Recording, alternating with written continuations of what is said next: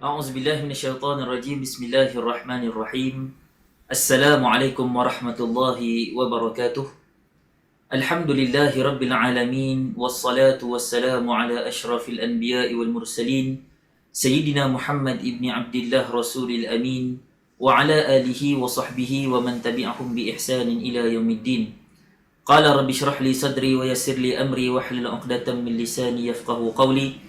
سبحانك لا علم لنا إلا ما علمتنا إنك أنت العليم الحكيم ولا حول ولا قوة إلا بالله العلي العظيم اللهم اهدي قلبي وسدد لساني بحق سيدنا محمد صلى الله عليه وسلم وبعد.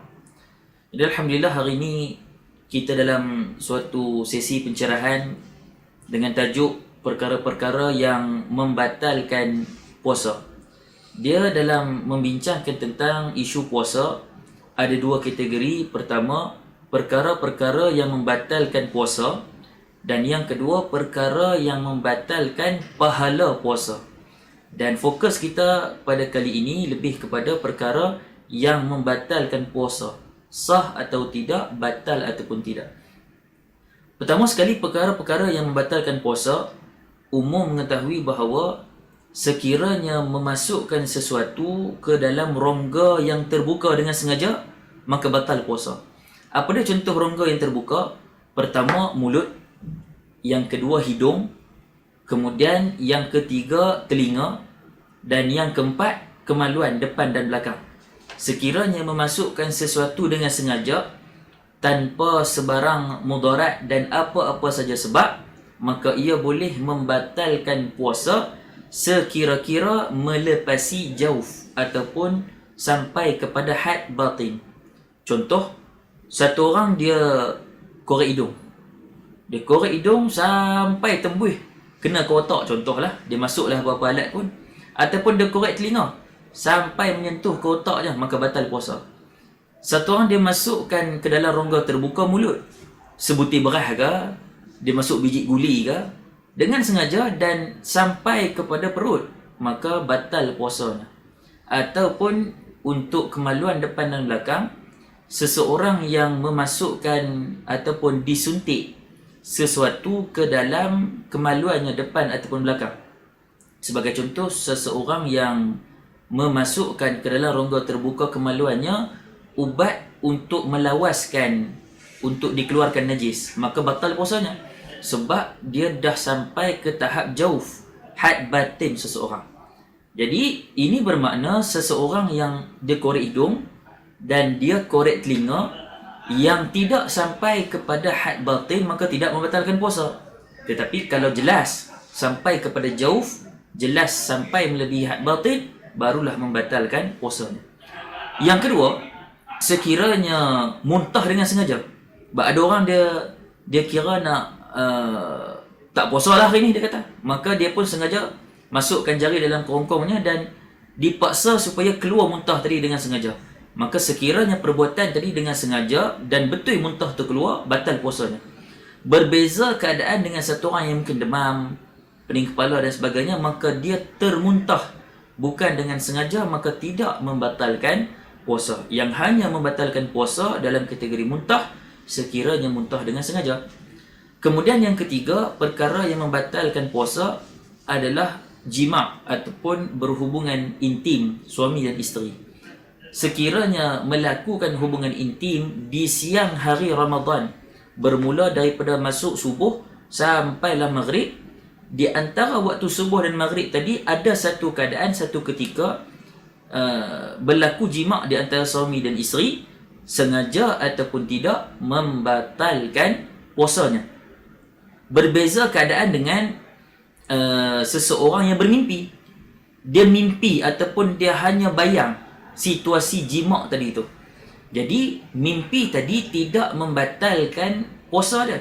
Tetapi sekiranya mimpi jima' tadi sehingga menyebabkan keluar air mani, maka dia wajib mandi, bukan batal puasa. Wajib mandi disebabkan dia kena solat. Maka berbeza keadaan mimpi berjima' dengan memang sungguh berjima'. Kalau sungguh berjima', maka batal puasa. Sama juga keadaan dengan satu orang yang dia ringan-ringan bahasa hari ini, ataupun disebut sebagai muqaddimah jima'. Dia hanya berpelukan ataupun berciuman Tetapi sekiranya pelukan dan ciuman tadi mengeluarkan air maninya walaupun setitis, maka batal puasanya. Kerana itu dihukumkan oleh para ulama, satu orang yang bercium suami isteri ataupun berpelukan suami dan isteri hukumnya makruh. Makruh ketika mana siang hari Ramadan. Contoh lain untuk perkara yang membatalkan puasa adalah haid, nifas dan wiladah. Yang ini khusus bagi wanita.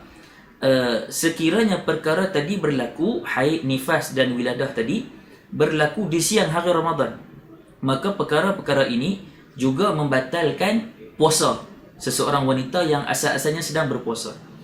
Dan contoh lain bagi kategori yang membatalkan puasa apa dia? Murtad. Satu orang dia murtad, dan murtad ini sebenarnya pada hakikat murtad menafikan ibadat. Maka kalaulah satu orang dia tengah subuh tu dia boleh puasa lagi, tiba-tiba bila zuhur contohnya di siang hari dia murtad, maka murtad menafikan ibadat puasanya dan menyebabkan status puasanya terbatal. Dan contoh akhir bagi perkara-perkara yang membatalkan puasa seseorang adalah hilang akalnya. Contoh, satu orang tiba-tiba dia gila di siang hari, ataupun dia pengsan sampai nak masuk dah waktu maghrib, maka puasanya pada hari tersebut terbatal, wajib qada digantikan pada hari yang kemudian. Maksudnya bila bermula Syawal sehinggalah Syaban sebelum Ramadan akan datang, maka wajib dia ganti hari yang dia tinggal akibat daripada puasanya terbatal. Ada satu lagi kategori puasa yang membatalkan, kategori perbuatan yang membatalkan pahala puasa seseorang, membatalkan status puasa seseorang adalah ketika mana dia melewatkan sahur sehingga kan dia sangka azan subuh belum dikumandangkan lagi, maka dia pun makan. Bila dah selesai makan, rupanya Tok Bilal dah melaungkan azan subuh, maka batal puasa dia hari itu, tetapi dia wajib imsak, wajib dia tahan diri sampai masuk waktu maghrib, dan dia kena ganti puasa tadi pada hari yang kemudian. Dan begitu juga keadaan bagi orang yang berbuka puasa ijtihad sendiri. Belum masuk waktu maghrib lagi, tapi dia sangka ataupun dia tak tengok kiri kanan, tak tengok TV, tak dengar Bilal laungkan azan, dia kata masuk dah kot.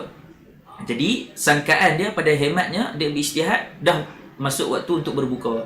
Maka sedang dia berbuka puasa, tiba-tiba Bilal melaungkan azan, juga batal puasa dia hari itu, wajib untuk dia ganti di hari yang kemudian.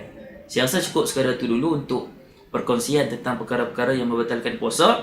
Jadi untuk kita jaga status puasa kita, kita kena ambil tahu setiap kategori kriteria-kriteria yang membatalkan puasa supaya kita termasuk dalam golongan yang disabdakan oleh Nabi sallallahu alaihi wasallam, lis-shaimi farhatun inda fitrihi wa farhatun inda liqa'i rabbih.